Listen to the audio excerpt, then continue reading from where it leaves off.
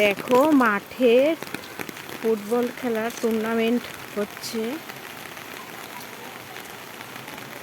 কালকে খেলা হয়েছে, আজকে ফাইনাল।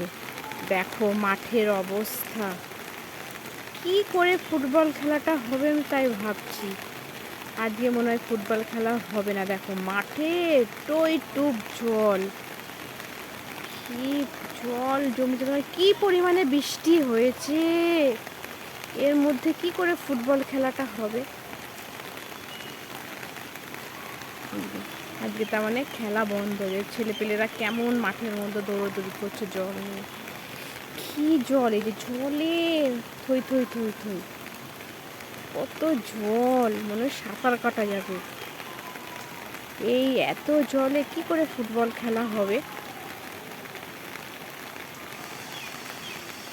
আর স্কুল ছুটি হলো, এইবার ছেলেপেলে এসে সব এই জলের মধ্যে সাঁতার কাটবে। কি জল হয়েছে, মানে কি বৃষ্টিটাই না হলো। দুটো জেনারেটর দাঁড়িয়ে রয়েছে। এই বড় বড় নাইটে খেলা হবে, আজকে আর খেলাই হবে না। এই বড় বড় লাইটগুলো জ্বলে, এই যে জেনারেটর, আজকে খেলাই হবে না। কি অবস্থা!